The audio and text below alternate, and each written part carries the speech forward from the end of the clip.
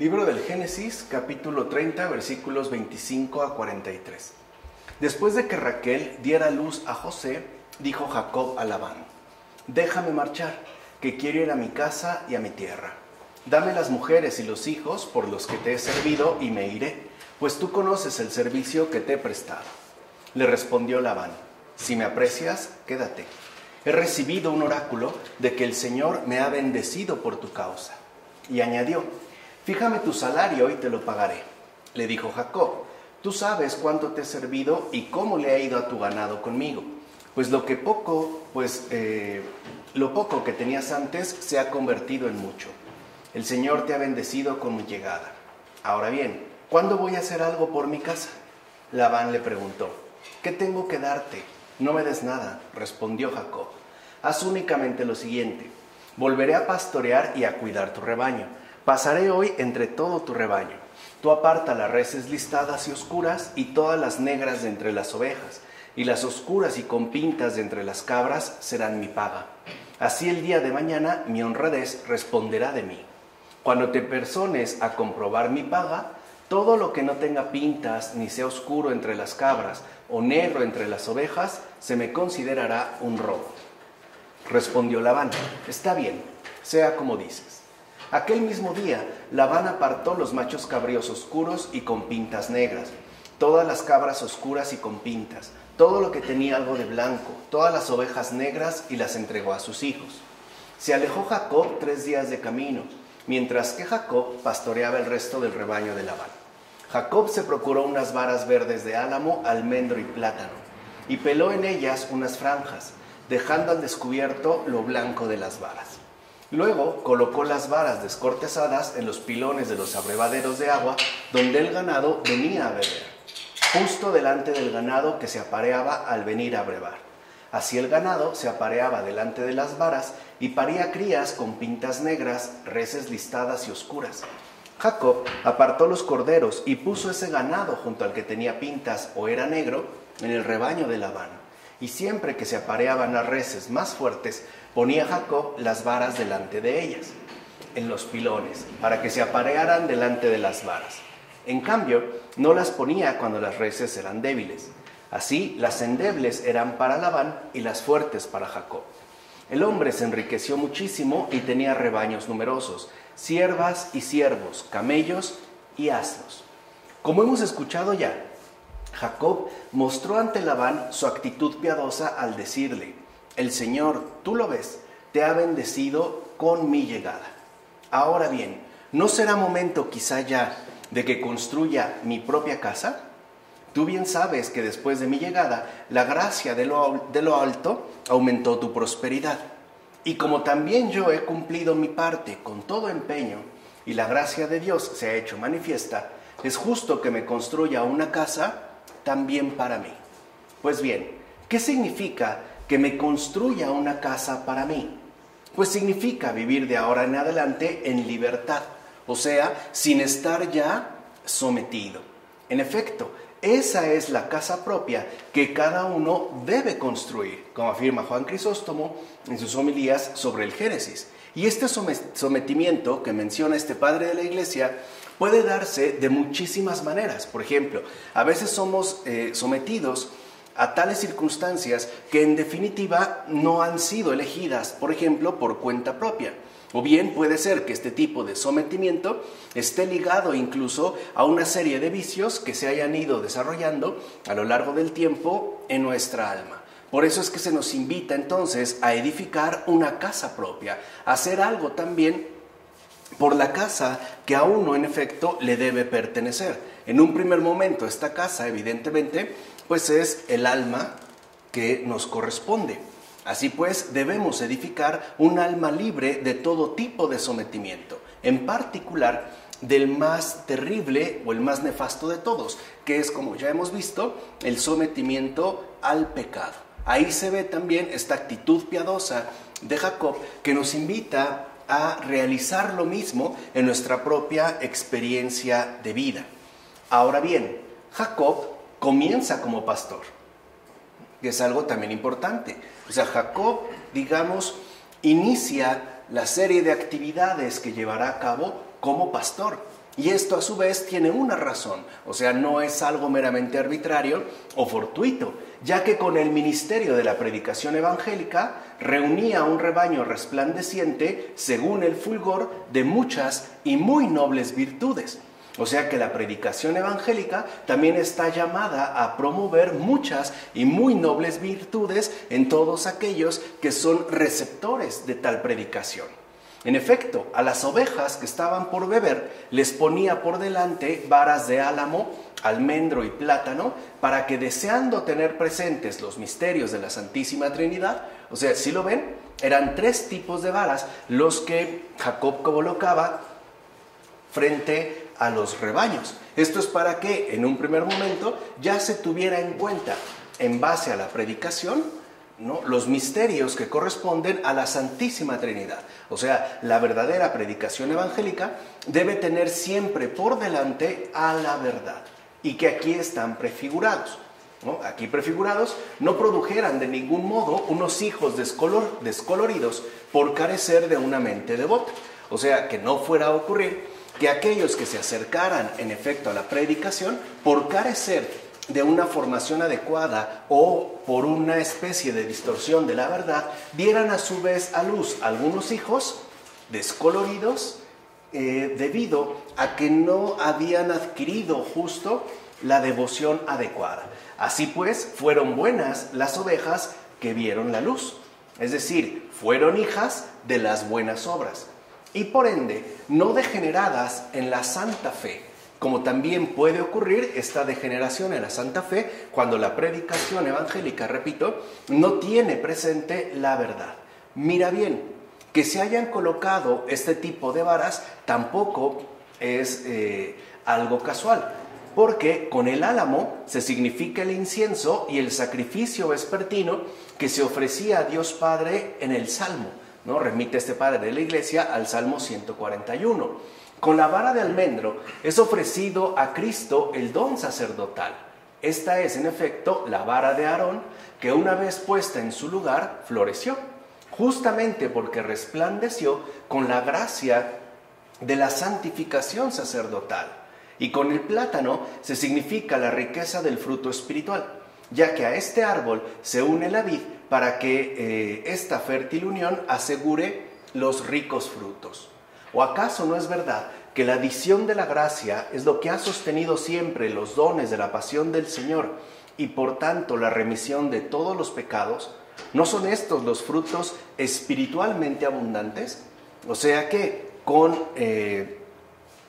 las varas mencionadas en su respectiva significación vemos todo lo que implican y sobre todo apuntar hacia unos frutos espiritualmente abundantes basados, como dijimos, en la verdad y por ende también en la obra que el Señor ha realizado en esta tierra.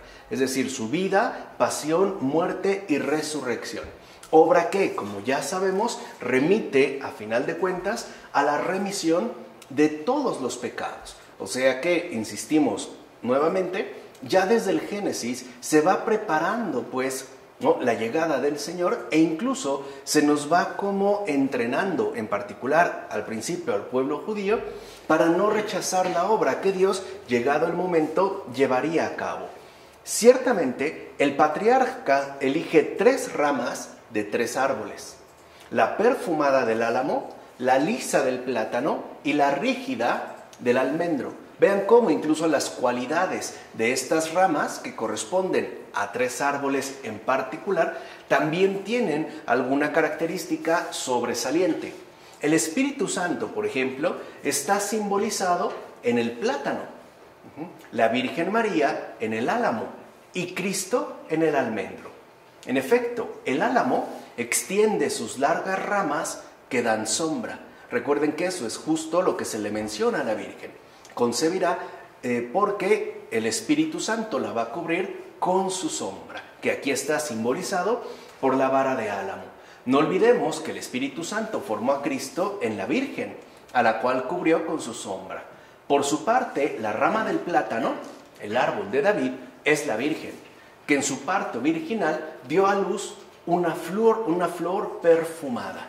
Recuerden que ya habíamos insistido en este hecho tan peculiar del aroma de la santidad, que también se despierta pues un perfume que de hecho se opone por completo al hedor que emerge de los pecados, o sea, de un alma corrompida. Y la rama del almendro es Cristo, porque el fruto dulce de la almendra se encuentra en su interior, mientras que por fuera posee un gusto amargo y una corteza que lo envuelve. Así pues, contempla al Cristo Dios escondido en nuestro cuerpo, cuya superficie puede parecernos amarga a partir de su vida terrenal e incluso dura, como la corteza que recubre ese dulce fruto que llamamos almendra, cuyo alimento en efecto está en su palabra y la amargura en su cruz, ¿no? Ahí también puede encontrarse como sabor amargo en la cruz, pero que no elimina el alimento sustancioso y dulce que a su vez contiene la palabra que nos ha dejado. O sea, la corteza dura es la palabra de la cruz y el alimento de la cruz, que encierran en la carne celeste la intimidad dulce de Cristo. De hecho, aquí también se da, digamos, ¿no?, como afirma Paulino de Nola en sus poemas, ¿no?, en particular en el 27. Entonces, es muy importante tener en cuenta esto, porque también ya se nos va indicando cómo el Redentor va a llegar bajo una forma muy peculiar que en principio puede resultarnos amarga, difícil y complicada, pero que en el fondo esconde esa dulzura celestial que solo Dios es capaz de transmitirnos.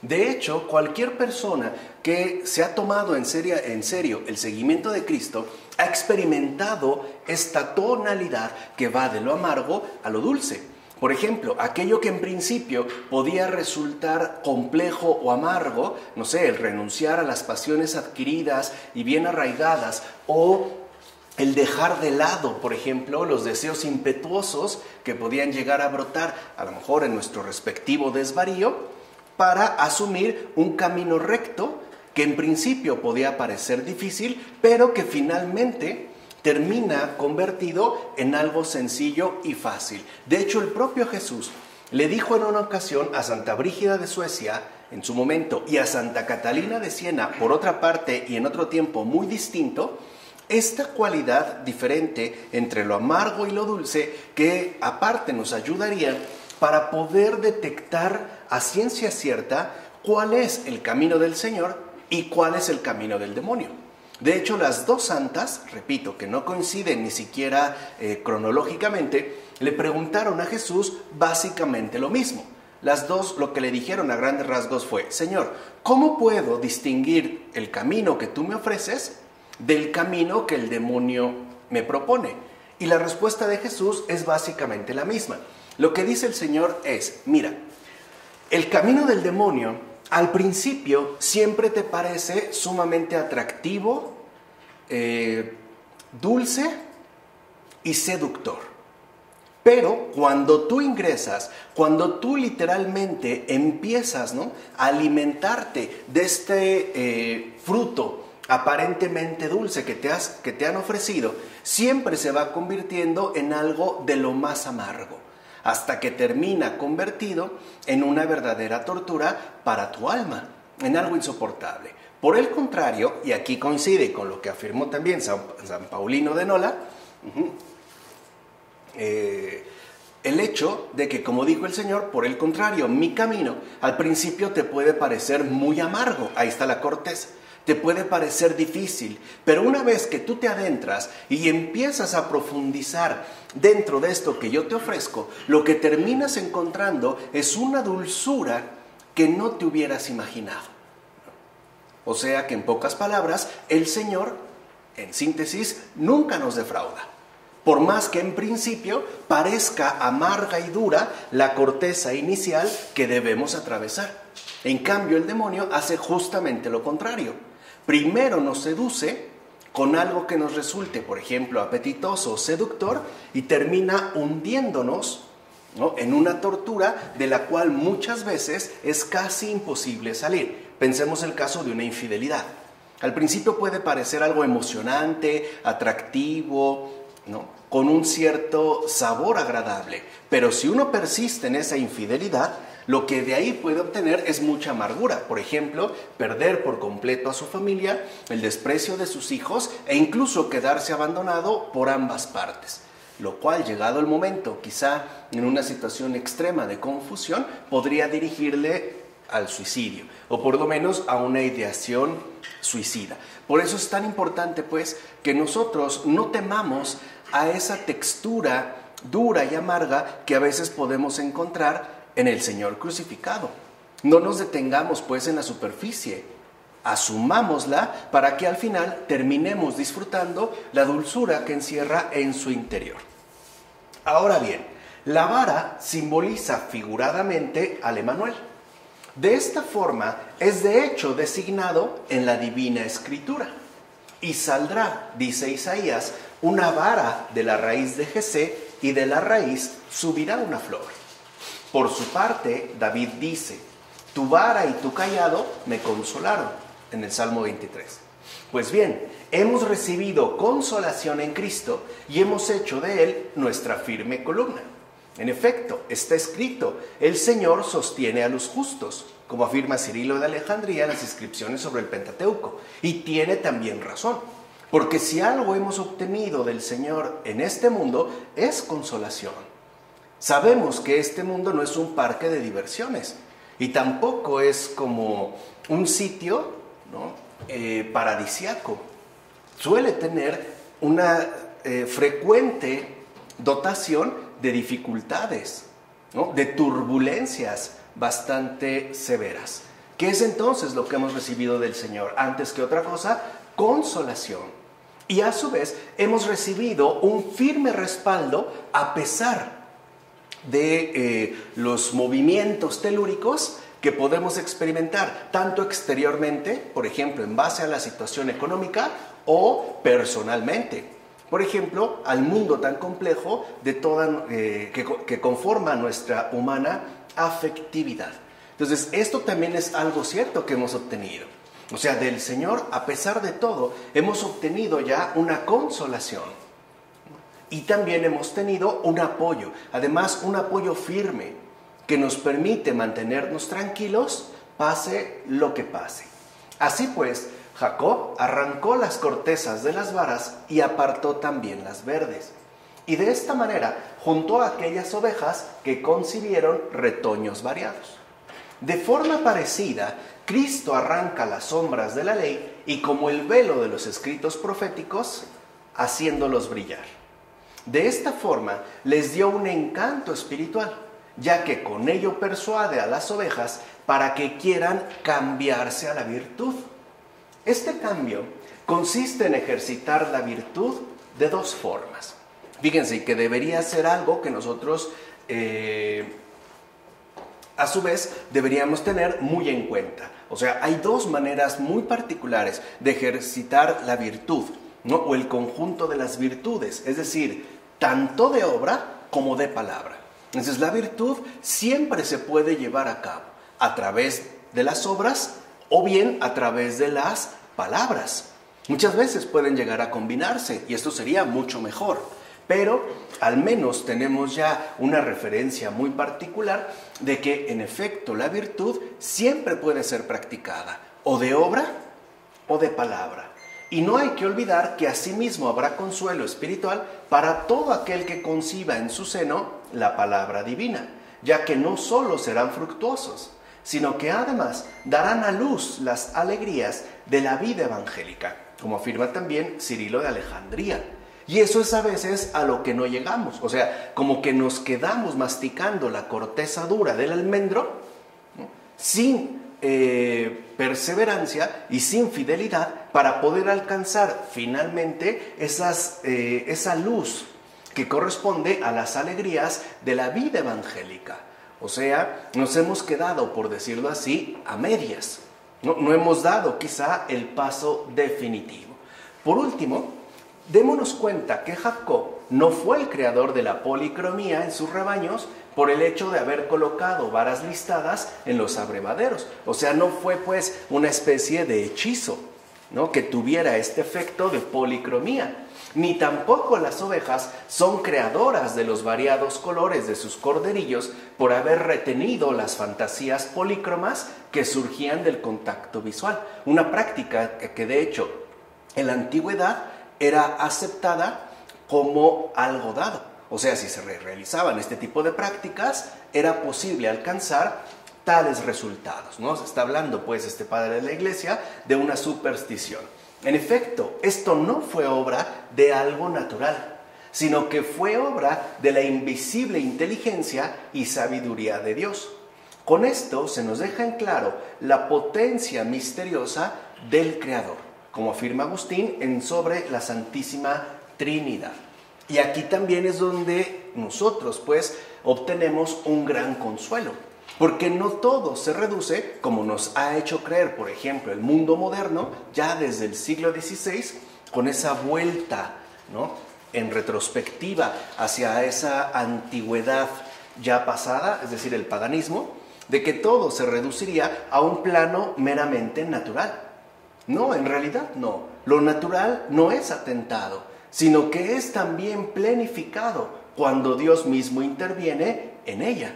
Por eso, en realidad, un milagro no es un atentado contra la naturaleza, es la planificación de esta naturaleza, lo cual también ya pone al descubierto lo siguiente: la creación hecha por Dios mismo no está en su contra, es cooperadora de Él y contiene, aunque invisiblemente, esa docilidad, esa contribución a las obras que Él quiere realizar. ¿No? Es decir, en términos de esa potencia misteriosa del Creador de los que habla Agustín. Así ya pasamos al capítulo 31 de los versículos 1 a 21. Jacob oyó las palabras de los hijos de Labán que decían: Jacob se ha llevado todo lo de nuestro padre. Jacob observó el rostro de Labán y vio que ya no era respecto a él como en los días pasados. Además, el Señor dijo a Jacob: vuelve a la tierra de tus padres, a los tuyos, yo estaré contigo. Entonces Jacob mandó llamar a Raquel y a Lía para que fueran al campo junto al rebaño y les dijo: observo que el rostro de vuestro padre hacia mí no es como en los días pasados, pero el Dios de mi padre ha estado conmigo. Vosotras sabéis que he servido a vuestro padre con todas mis fuerzas. Pero vuestro padre se ha burlado de mí cambiando 10 veces mi paga. Sin embargo, Dios no le ha permitido hacerme daño. Si él decía: las reses listadas serán tu paga, todo el ganado paría crías listadas. Y si decía: las reses con pintas serán tu paga, todo el rebaño paría con pintas. Dios le ha quitado el rebaño a vuestro padre y me lo ha dado a mí. Así pues, en el tiempo de aparearse el ganado, levanté la vista y vi en un sueño que los machos que cubrían el ganado eran listados, con pintas y con manchas. Y en el sueño me habló un ángel de Dios, Jacob, y contesté: aquí estoy. Y me dijo: levanta la vista y observa que todos los machos que cubren el ganado son listados, con pintas y con manchas, porque he visto todo lo que te está haciendo Labán. Yo soy el Dios de Betel, donde ungiste una estela y donde me hiciste un voto. Ahora ponte en camino, sal de esta tierra y vuelve a tu tierra natal. Raquel y Lía le respondieron: ¿acaso tenemos aún parte o herencia en casa de nuestro padre? No nos considera extranjeras, puesto que nos ha vendido e incluso ha devorado nuestro dinero. Toda la riqueza que Dios ha quitado a nuestro padre era nuestra y de nuestros hijos. Ahora pues, haz todo lo que Dios te ha mandado. Jacob se levantó, montó a sus hijos y a sus mujeres sobre los camellos y se llevó todo su ganado, el ganado de su propiedad que había adquirido en Padán Aram, y los bienes que había conseguido, dirigiéndose a casa de su padre Isaac, en tierra de Canaán. Mientras Labán había ido a esquilar su rebaño, Raquel robó los terafín que tenía su padre. Jacob, por su parte, engañó a Labán, el arameo, al no comunicarle que se escapaba. Así huyó él con todo lo que tenía. Se puso en camino, cruzó el río y se dirigió a la montaña de Galaad. Mira cómo la envidia los condujo a la ingratitud. incluido el propio Labán. Vean cómo aquí la Escritura entonces pone al descubierto esas fluctuaciones interiores que suelen ocurrir en cada ser humano bajo determinadas circunstancias. En efecto, observa cómo las palabras de sus hijos muestran la ofuscación de su mente, ya que prontamente se olvidaron de lo que su propio padre había dicho antes en conversación con Jacob, es decir, en los versículos anteriores, que había dicho el propio Labán, y que evidentemente sus hijos escucharon. Dios me ha bendecido con tu llegada. O sea, el bien inicial parece desaparecer a causa de la envidia. Y es que en efecto, la envidia parece como eclipsar todo el bien presente y hundirnos en una especie de ofuscación que no permite, manifestar algún tipo de gratitud. En efecto, después de agradecer al Señor su beneficio gracias a la llegada del justo, es decir, de Jacob, ahora su mente se perturbó bajo la influencia de sus hijos y se inflamó con envidia, como afirma Juan Crisóstomo en las homilías sobre el Génesis. Y en efecto, eso es la envidia. Ya vimos la gravedad que posee para los padres de la iglesia. ¿Por qué? Porque la envidia perturba nuestra mente. De hecho, nos trastorna por completo.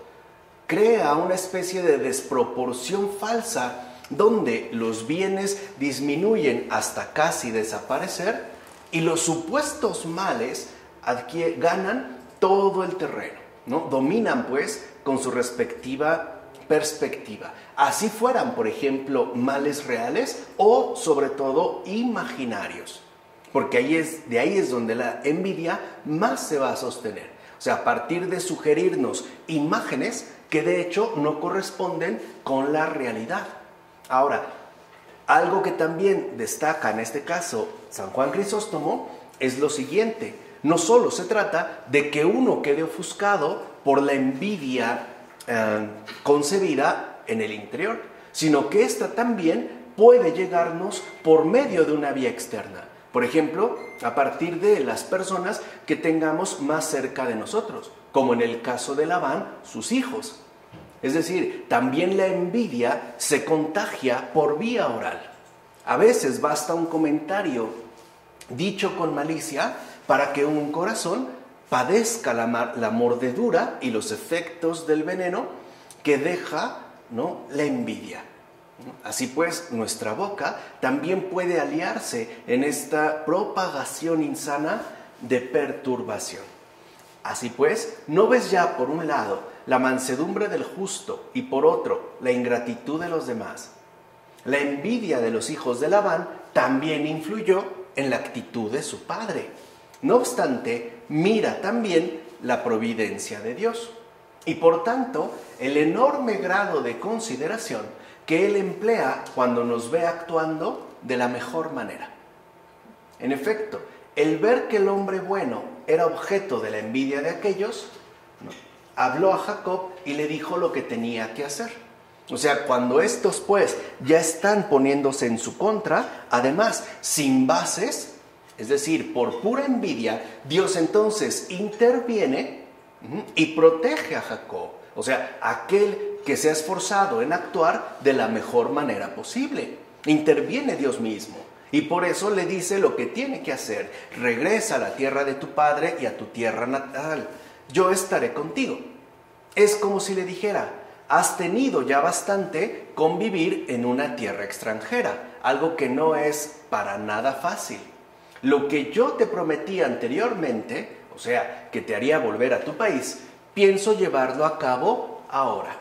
Por tanto, y esta es la parte sustancial, no solo Dios le dice qué hacer, sino que asimismo le da la base sustancial para poder llevarlo a cabo. Por eso es que agrega, parte sin miedo, pues yo estaré contigo. O sea, lo que realmente nos respalda no es la obra que Dios vaya a hacer, sino su respectivo acompañamiento. O sea, su inquebrantable fidelidad.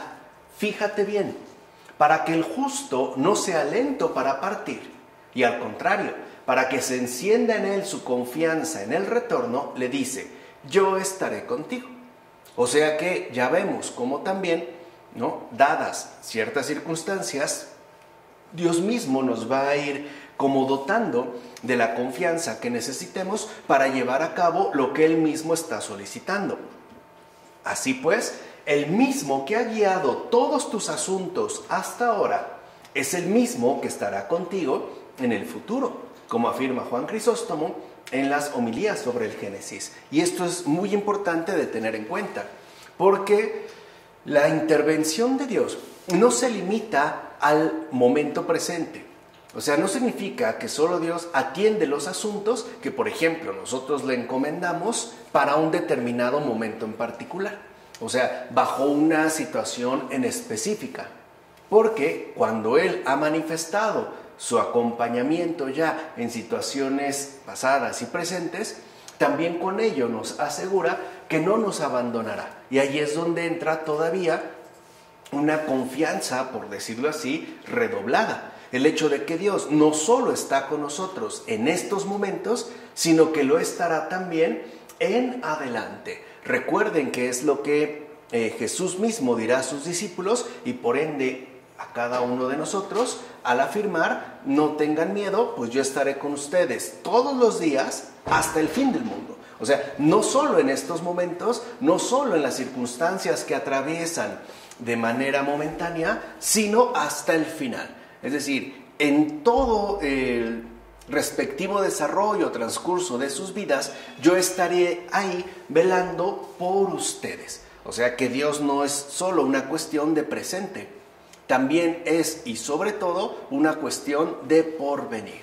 De ahí pues que además de la fe y la confianza que aquí se están poniendo de relieve, también hace acto de aparición la esperanza. Por eso es que debemos entender muy bien de qué manera la fe, la confianza y la esperanza van como hermanadas, ¿no? De hecho, la base está dada en la fe, el crecimiento está dado en la confianza y la maduración está dada ya en la esperanza. Con esto aprendemos que siempre que sobrellevemos bien y con docilidad el mal que puedan llegar a hacernos, gozaremos siempre del auxilio del cielo en una medida mayor y más abundante. Por tanto, no rechacemos a los que nos maldicen.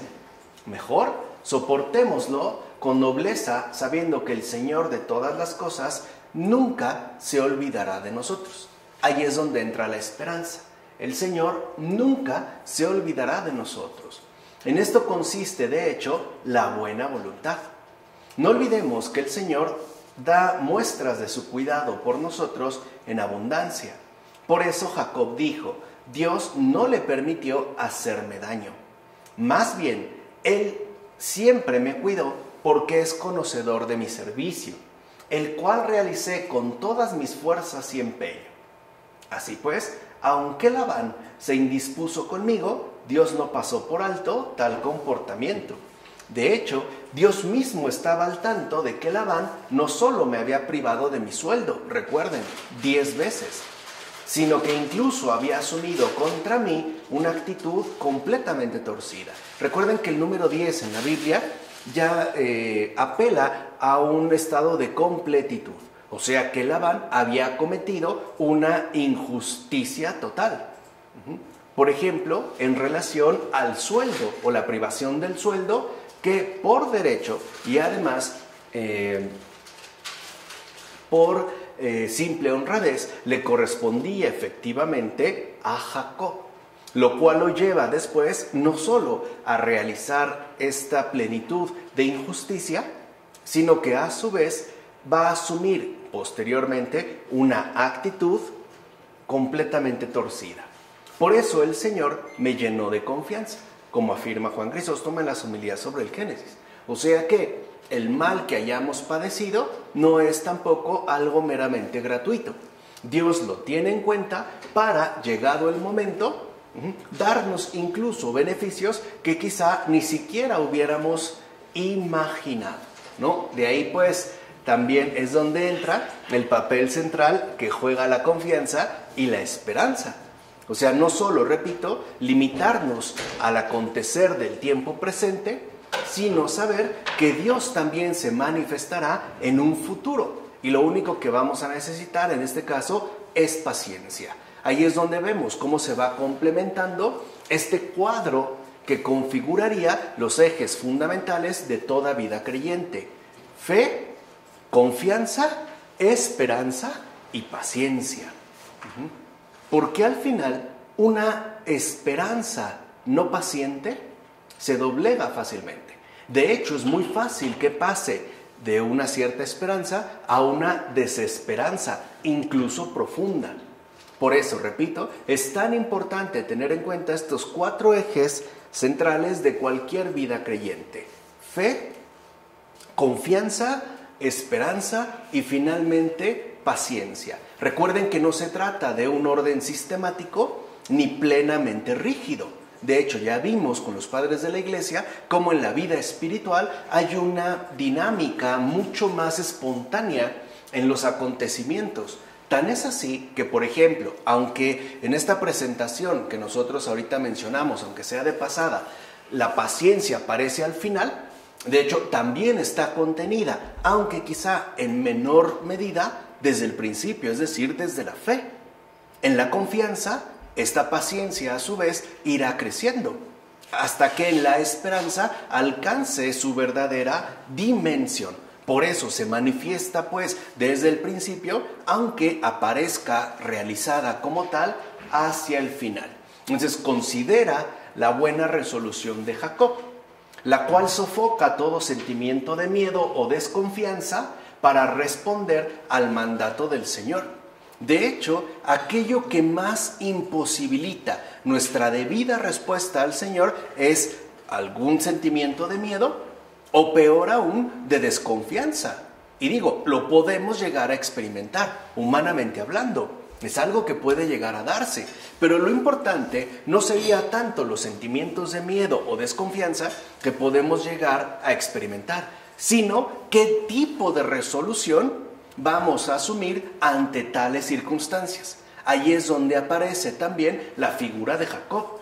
Y es que cuando vio que Labán incumplía su promesa, se abstuvo de hablarlo con él como hizo anteriormente. O sea, ya lo había hablado con Jacob. Y Jacob prácticamente no le había hecho caso. Había seguido empeñado en su respectiva injusticia. Incluso, vamos a decirlo como es, en su respectiva insolencia. Por eso ahora Jacob ya no acude a Labán. Ahora ya se confía de lleno al Señor. Ahí es donde entra la resolución, a pesar de los miedos que se pueden experimentar, y emprende el camino, como afirma también el gran San Juan Crisóstomo en estas homilías sobre el Génesis. Porque en efecto, a veces actuar según el Señor, ¿no?, nos lleva a una suerte de incertidumbre de no saber ni qué hacer ni hacia dónde tenemos que ir. Pero no partimos en cero. Partimos, dijimos, con fe, con confianza, con esperanza y sobre todo con paciencia para poder, en primer lugar, emprender el camino. O sea, comenzar pues a cumplir el mandato que nos haya indicado. Y ya poco a poco, conforme se vayan dando los acontecimientos, el Señor irá despejando el panorama. O sea, y esto también es algo muy importante que debemos de tener en cuenta. En cuestiones de fe, las cosas casi nunca están del todo claras desde el principio. Casi nunca. Es verdad que sí llega a suceder, pero es muy, muy poco frecuente. O sea, no es lo más usual. Más bien, lo que suele ocurrir es que el Señor nos va iluminando poco a poco, según los acontecimientos se vayan dando. Quiere decir que también el Señor aprovecha las circunstancias para que nosotros podamos trabajar a fondo la paciencia, la esperanza, la confianza y la fe. Para que quedemos pues fortalecidos en la virtud, con todas y cada una de sus respectivas exigencias. Por eso les decía, ¿no? La Biblia tiene un realismo tan profundo que se toma en serio nuestra realidad tal y como es. O sea, no se maneja en una especie de simpleza que pasaría por alto las situaciones más esenciales. Al contrario, Las asume, las expone y las resuelve, como ocurre en el caso de Jacob. Ahora bien, que Raquel robara los terafim, ya dijimos cuando expusimos la Biblia en su contexto, que eran estas figurillas, ídolos, ¿no? Que se consideraban parte pues de las divinidades familiares, ¿no? Que Raquel pues robara los terafim que tenía su padre Labán, no se menciona por casualidad. O sea, tampoco creamos que es algo incidental, sino para que conozcamos cómo todavía estaban aferrados a sus tradiciones y por tanto mostraban una gran devoción a los ídolos familiares. O sea que simbólicamente, en un primer momento, lo que yo les decía, la inteligibilidad en la Biblia es distinta a nuestra inteligibilidad meramente humana, porque esto que es un robo, en realidad es un gesto de ayuda. Es tratar de quitarles a las personas cercanas, en este caso a la familia de Raquel, este arraigo indebido a ídolos familiares, o sea, los terafim, ¿no? Hay una palabra que quizá no podemos dejar de usar, que sería robar, pero en realidad, ¿no? Este robo no consiste en que ella quiera apoderarse, por ejemplo, de algo que considere valioso. En realidad lo que quiere es deshacerse de algo completamente inútil, como de hecho lo son los ídolos. Esto también es importante. Ahora, esto no significa que este acto realizado sea, por lo tanto, comprendido de inmediato dentro de nuestro acontecer humano. Considera cómo Raquel fue quien causó semejante problema. O sea, esto también genera problemas. ¿Cuántas veces, seamos sinceros, por intentar ayudar a alguien más, hemos generado severos problemas? Y a veces discordias fuertes. Y no era nuestra intención. Queríamos ayudar, pero se terminaron generando, en efecto, problemas. A tal grado que a veces decidimos renunciar a seguir ayudando.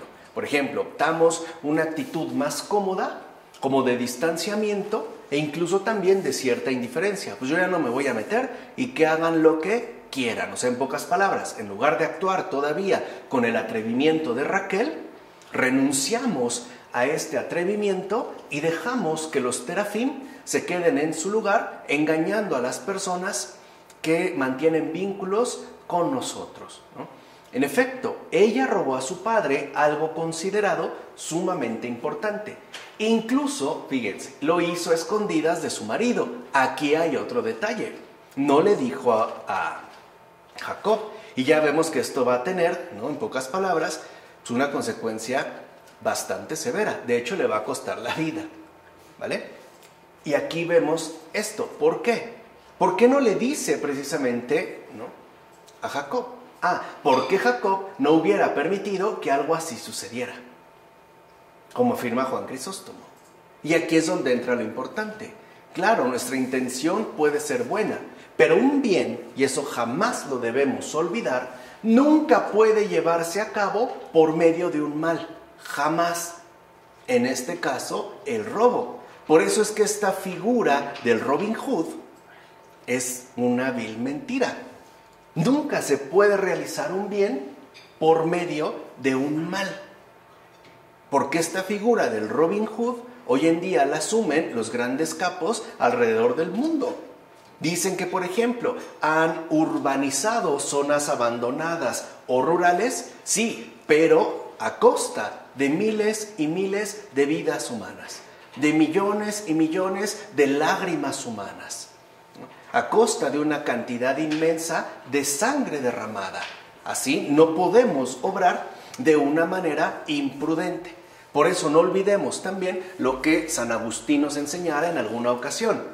Hay que aprender a hacer bien el bien y no mal el bien. Recuerden que a grandes rasgos para San Agustín hay 4 formas de obrar, ¿no? Hacer o haciendo bien el bien, haciendo mal el bien, haciendo bien el mal y haciendo mal el mal, ¿no? Así es como él lo resume, con este buen humor que tiene. Incluso los va a definir de manera muy precisa. Dice San Agustín, hacer bien el bien A eso se le llama bondad. Eso realmente es lo bueno. Hacer bien el bien, esa es bondad. Hacer mal el bien, como Raquel, es imprudencia. ¿Cuántas veces, por ejemplo, a lo mejor una persona llegó enferma del estómago y nosotros le dijimos, mira, tómate esto y te vas a aliviar? Y resulta que acabó gravísima en el hospital porque tuvo una reacción. No era mi intención. Hice mal el bien. O sea que aquí vemos que la intención no basta. Hay también que tener una determinada prudencia. Además, también está la opción de hacer bien el mal. Y a eso se le llama malicia.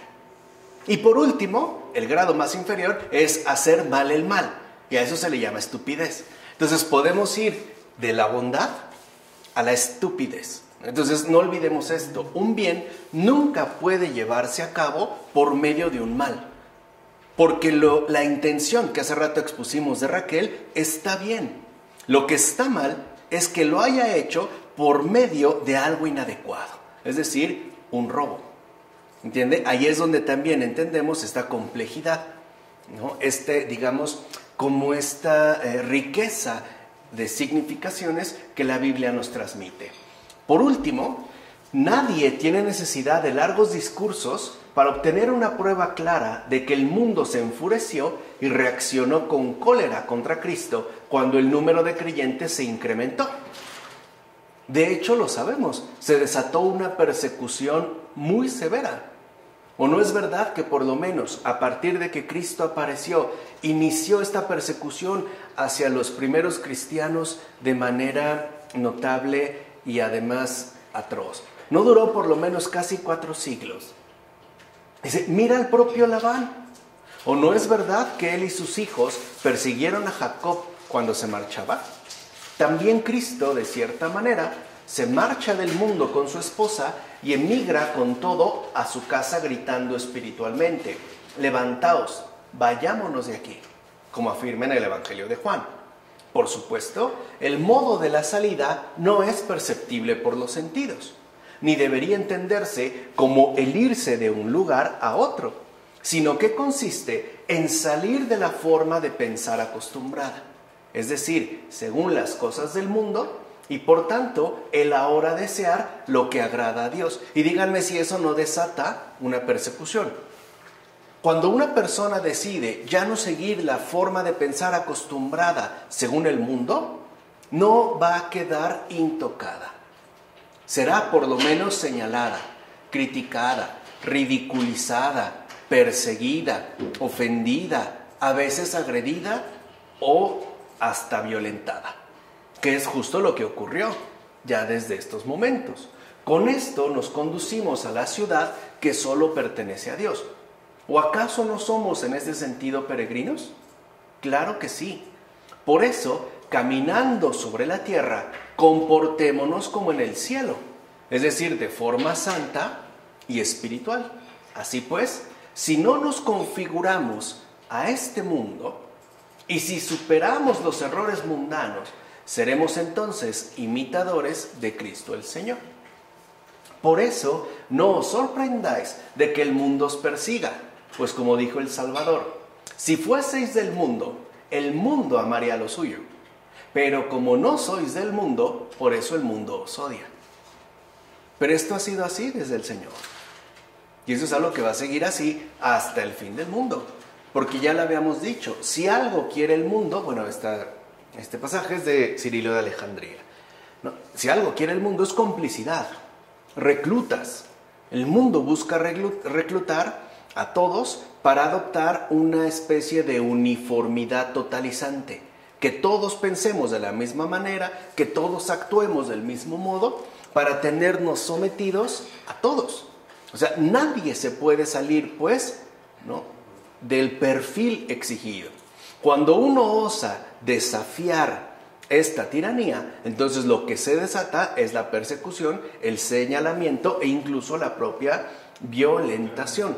Por eso hay personas que a lo mejor decidimos por miedo permanecer todavía reclutados en el pensar del mundo. Algunos lo haremos por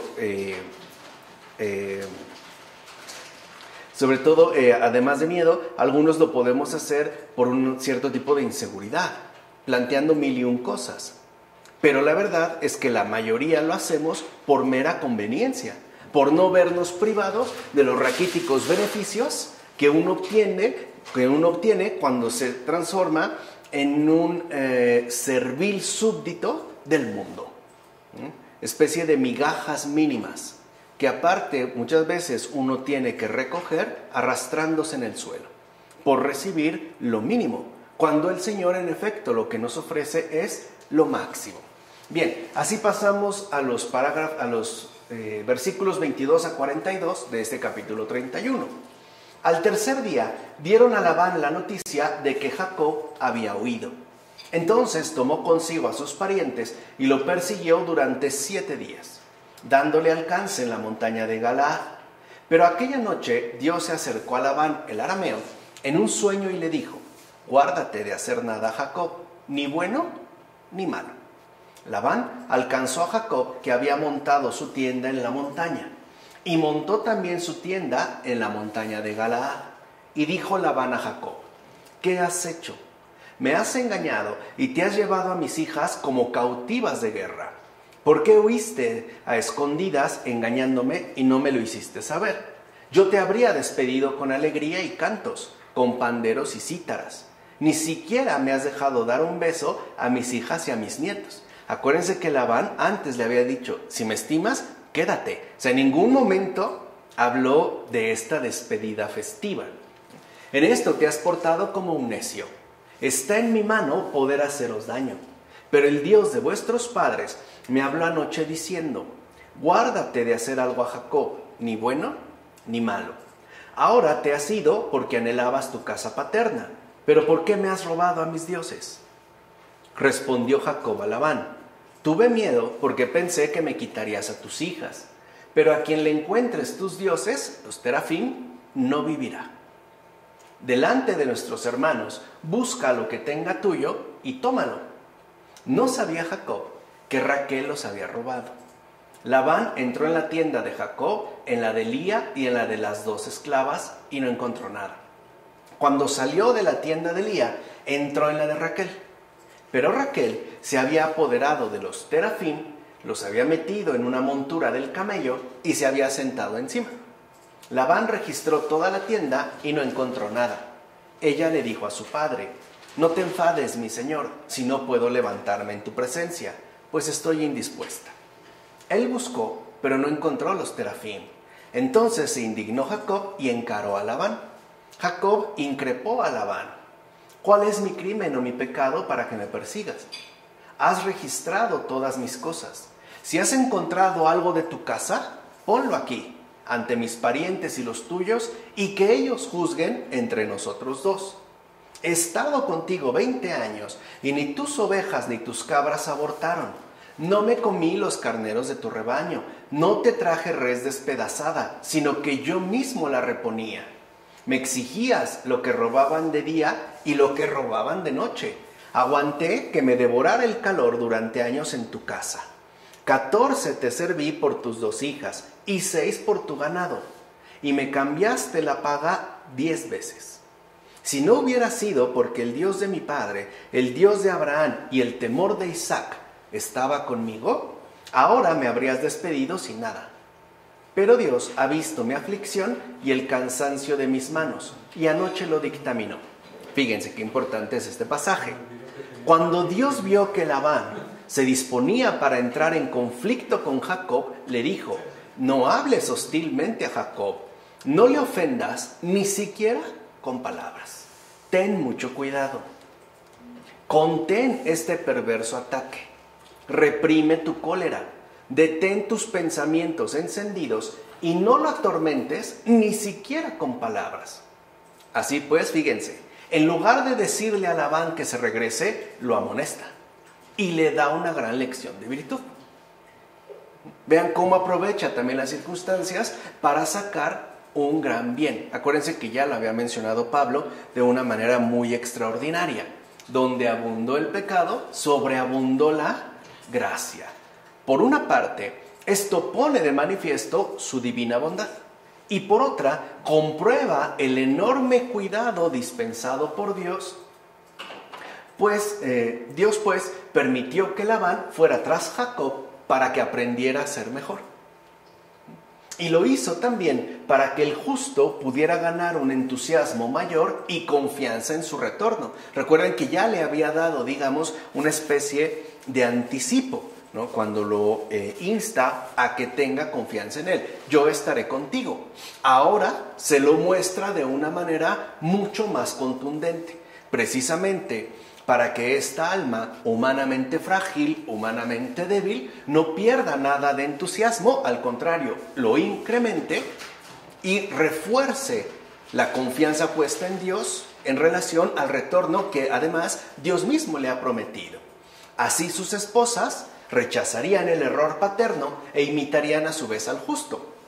Porque recuerden que la influencia que ejercen sobre nosotros nuestros respectivos padres y madres puede llegar a ser sumamente fuerte. En consecuencia de este incidente, todos sacaron una gran enseñanza de la sabiduría de Dios. De hecho, lo que procedía de Jacob no era tan convincente como la palabra de Labán, pues todavía era un devoto de los ídolos. Y es que el testimonio de infieles, enemigos de la religión, contiene siempre un gran poder para convencer. En efecto, es una señal clara de Dios cuando convierte a los enemigos de la verdad en testigos de la verdad. O sea, tiene más peso la palabra de un converso que la palabra de un no converso, por muy devoto que sea. Es entonces cuando él interviene ya a través de sus lenguas, como afirma Juan Crisóstomo. Lo vemos con Pablo. O sea, cuando Pablo finalmente, ante Saulo tiene su conversión, ahora sí, su lengua va a tener un poder de persuasión extraordinario, literalmente hablando. Ahí ya se ve esta diferencia. ¿Por qué? Porque aquellos que han vivido en el error y de repente son rescatados por el Señor y conducidos a la luz, saben de lo que están hablando, saben en dónde se encontraban. Y esto es lo que le da esa fuerza al testimonio que presentan. Mira pues cómo Labán finalmente reprimió la rabia y refrenó su cólera. Incluso a través de sus palabras dio a Jacob muestras de un afecto paternal. De hecho, siempre que nosotros disfrutamos de la providencia de lo alto, no solo evitaremos las insidias, sino que ni siquiera sufriremos daño aunque encontremos bestias salvajes. Pues el Señor transforma la naturaleza de las bestias en la mansedumbre de las ovejas, como afirma Juan Crisóstomo. Por eso, si recuerdan en el comentario anterior, Dios se había dirigido en estos términos a Labán: ten mucho cuidado. ¿Por qué? Porque cuando nosotros nos dejamos ir por la ira, podemos cometer 1001 atrocidades. O sea, no es tanto que Dios esté amenazando a Labán, le está aconsejando, le está ya previniendo para que no incurra en una gravedad todavía mayor. Y es que algo también a veces se nos olvida. Solo el Señor puede transformar la naturaleza fúrica, por ejemplo, en una naturaleza verdaderamente mansa. Solo Él. Para nosotros es más fácil tratar de recurrir, por ejemplo, a los castigos. Pero a veces estos castigos lo único que hacen es intensificar nuestra ira o la ira contenida. E incluso muchas veces estos castigos, aunque sean tratados con buena intención, pueden servir de abono a un resentimiento cada vez más intenso. Por eso es tan importante que nosotros no dejemos de rezar al Señor. Ahora bien, ¿qué tipo de dioses son los tuyos que hasta pueden ser robados? ¿A qué extraordinaria tontería te confías? ¿No te da vergüenza incluso decir, me robaste los dioses familiares? Mira pues la extrema magnitud de extravío a la que pueden llegar personas dotadas de razón.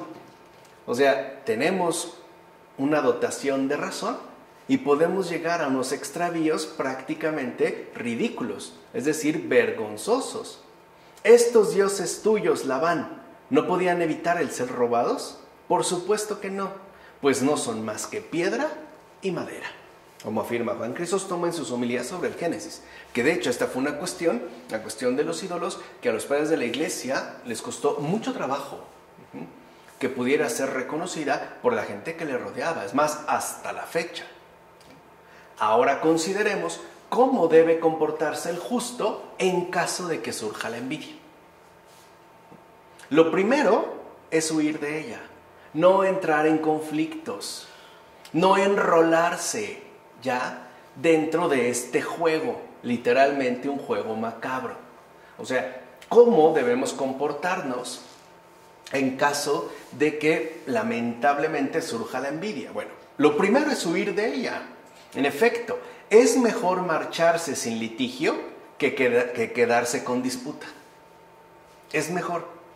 Después de esto, que tome todo lo que posea para que el adversario no pueda ya tenerlo sujeto. Así podrá decir: mira si hay alguna cosa en mi poder. El justo ni pierde nada propio, ni posee nada ajeno. Por eso el justo no posee nada superfluo, sino que conserva siempre la medida. Qué grande es la virtud que obtiene un provecho sin tener que lamentar una pérdida.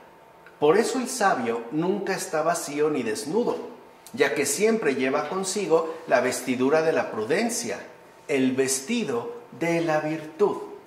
En efecto, ¿cómo puede estar vacío quien ha recibido de la plenitud de Cristo? ¿Cómo puede estar desnudo el que mantiene y conserva la investidura que ha recibido de parte del Señor? En todo caso, esto es lo único que deberíamos cuidar de no perder. Así pues, no te asustes, ya que dicha pérdida no sucede fácilmente, a menos que alguien haya sido despojado de antemano por la voz de su iniquidad, como afirma Ambrosio en Sobre Jacob y la vida feliz. O sea que nadie realmente nos puede desnudar de esta manera o quitarnos esta investidura que hemos recibido de parte del Señor, a menos que se trate de nosotros mismos. Es decir, a partir de nuestra respectiva iniquidad y sobre todo, como lo he mencionado ya en otras ocasiones, debido a nuestra respectiva e inaceptable negligencia. O sea, nosotros sí podemos descuidar esta investidura. Nadie puede llegar y arrebatárnosla, pero nosotros sí la podemos perder. Mira bien, ninguno de los enemigos puede apoderarse de tu alma si antes no ha sido despojada por tu propia iniquidad. En consecuencia, no temas a los que puedan saquear tesoros de oro y plata. En todo caso, estos solo te quitan lo que no tenías. Te quitan, pues, lo que no adornaba tu alma, lo que de hecho la oprimía y empujaba hacia abajo. ¿O no es verdad que la plata y el oro pesan? Nunca olvides que donde esté tu tesoro, allí estará tu corazón, como dijo el Señor en el Evangelio de Mateo. Mira, muchos guardan su oro con las cerraduras de sus puertas, pero estos ni siquiera se fían de sus múltiples prevenciones. Algunos otros usan guardias, pero no dejan nunca de desconfiar de ellos. En fin, algunos otros incluso duermen sobre el oro que han escondido, en el colchón, hoy diríamos, ¿no? Este oro está bajo tierra, y por eso su corazón está bajo tierra también. Ten cuidado, pues, de no enterrar tu corazón mientras vives. ¿En dónde lo has colocado? En todo caso, debes tener cuidado con el usurero que examina la riqueza de tu alma para ver si has contraído las inmensas deudas de un pecado más grave. Pues así es como aprisiona tu corazón y hunde tu alma. De hecho, este usurero, que es el diablo, pliega tu corazón a sus intereses y encierra tu alma en el pesado sepulcro del que nadie sale. Por tanto, sigue el ejemplo de Jacob, que no tenía nada de vicios ajenos y por ende no estaba despojado de sus respectivas virtudes, como afirma Ambrosio en Sobre Jacob y la vida feliz. Como hemos visto, estas cosas, claro, pertenecen al sentido moral. No obstante, también hay aquí un sentido místico. Pon mucha atención. El hecho es que Labán, que significa hecho blanco, eso significa Labán. Hecho blanco figura también a Satanás. ya que se disfraza de ángel de luz. Por eso Labán fue a Jacob y comenzó a reclamarle sus propios bienes. Pero como bien sabemos, la respuesta de Jacob fue clara: yo no llevo nada tuyo. A ver si reconoces alguna cosa de tus vicios y de tus crímenes. Yo no traigo conmigo ninguno de tus fraudes, ninguno de tus engaños. De hecho, he huido de todas tus cosas como de un contagio. Y Labán, en efecto, buscó por todas partes y no encontró nada suyo. Qué feliz es el ser humano en el que el enemigo no encuentra nada suyo, es decir, nada que pueda reclamar como propio. Porque cuando el diablo encuentre algo de él, dirá a gritos: este es mío, este me pertenece, este lleva pues de lo mío, él lleva lo propio de mí. Esto es ciertamente imposible para un humano. Pero no olvidemos que Jacob era figura de aquel que dijo en el Evangelio: vendrá el príncipe de este mundo, pero en mí no encontrará nada, como afirmó en el Evangelio de Juan. En efecto, nada es todo lo que es el diablo, justo porque no puede tener una permanente posesión de la vida, como afirma Ambrosio en Sobre Jacob y la vida feliz. Ahora entendemos que de qué también nos lava la gracia bautismal, el sacramento del bautismo, de esta especie de señas que parecían vincularnos al demonio, en términos, por ejemplo, de pecado original. Después del bautismo, si el demonio llega a esta alma recién bautizada, no encuentra absolutamente nada suyo, aunque esperará para que nos vayamos otra vez recubriendo de sus pertenencias, o sea, de las cosas, pues, que son suyas, justo para reclamarnos como su propiedad. Así pues, no es ningún despropósito decir que este Labán era figura del diablo, el cual, como bien sabemos, no solo invita a dar culto a los ídolos, sino que también incita a defenderlos e ir tras ellos. Sin embargo, si en verdad pertenecemos al Señor, no habrá en nosotros obras suyas, y por tanto no habrá algo que nos pueda apartar de la vida eterna. Ese es el propósito, ¿no?, del diablo.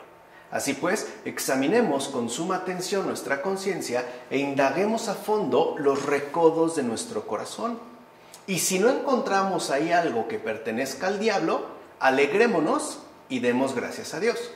Y en la medida de nuestras posibilidades, tomemos la firme determinación de que las puertas de nuestro corazón estén siempre abiertas a Cristo y por ende siempre cerradas para el diablo.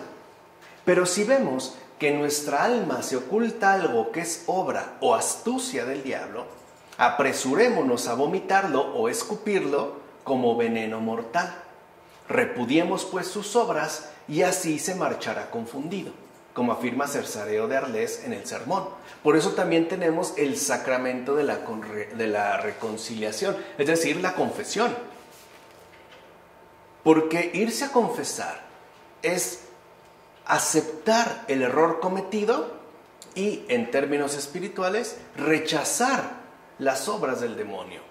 ¿Qué hace el demonio cada vez que un alma humana se va a confesar? Se marcha confundido. No entiende, en su soberbia, cómo podemos rechazar lo suyo por el simple hecho de que es suyo. Por eso también es tan importante la confesión. Por último, Lía, como hemos dicho, representaba la parte del pueblo judío que se unió a Cristo. Pero Raquel, figura de la iglesia, representaba a todas las demás gentes. Por eso la que robó los ídolos de su padre fue Raquel y no Lía. Pues después de la venida de Cristo, la iglesia no sirve ya a los ídolos en ninguna parte. Por eso escuchamos que Raquel, de hecho, se sentó sobre los ídolos y los ocultó, que es de hecho lo que tanto les molesta a los que aún no han experimentado o no han tenido un encuentro con la verdad. Por ejemplo, hasta en términos históricos, en México, en la antigua cultura prehispánica, ¿cómo es posible que estos bárbaros cristianos hayan llegado y construido sus iglesias encima, ¿no?, de los templos sobresalientes de la antigua cultura mexica. Raquel se sentó sobre los ídolos y los ocultó. Ya vimos por quién están instigados, porque el diablo, como nos dijo también anteriormente otro padre de la iglesia, no solo nos invita a dar culto a los ídolos, sino que además nos invita a defenderlos e ir tras ellos, sea donde sea, tratar de restaurarlos una y otra vez. O sea que en realidad, a través de la idolatría, uno trabaja para el diablo, no para Dios. Y se ve a partir de las discordias que tal idolatría puede llegar a generar. Hay personas dispuestas a matar por sus ídolos. Así sean simples cosas. Así llegamos ya a estos últimos versículos del capítulo 31, versículos 43 a 54. Respondió Labán a Jacob: esas son mis hijas, esos mis hijos, y ese mi rebaño. Todo lo que ves es mío. ¿Qué puedo hacerles hoy a mis hijas o a los hijos que ellas han dado a luz? Ahora pues vamos, establezcamos una alianza entre tú y yo que sirva de testimonio entre los dos. Jacob tomó una piedra y la erigió como estela. Y dijo Jacob a sus familiares: recoged piedras. Ellos recogieron piedras, hicieron un montículo y comieron allí sobre el montículo. Labán lo llamó Yegar Seadutá y Jacob lo llamó Galed. Dijo entonces Labán: este montículo sea hoy testigo entre tú y yo. Por eso le puso el nombre de Galed y también Mizpá, pues dijo: que el Señor nos vigile a ti y a mí cuando nos hayamos alejado el uno del otro. Si maltratas a mis hijas o tomas otras mujeres además de mis hijas cuando no haya nadie con nosotros, ten presente que Dios es testigo entre tú y yo. Dijo también Labán a Jacob: aquí está este montículo y ahí la estela que he levantado entre tú y yo. Este montículo y la estela son testigos de que yo no traspasaré este montículo ni esta estela hacia ti, ni tú traspasarás este montículo ni esta estela hacia mí, para nada malo.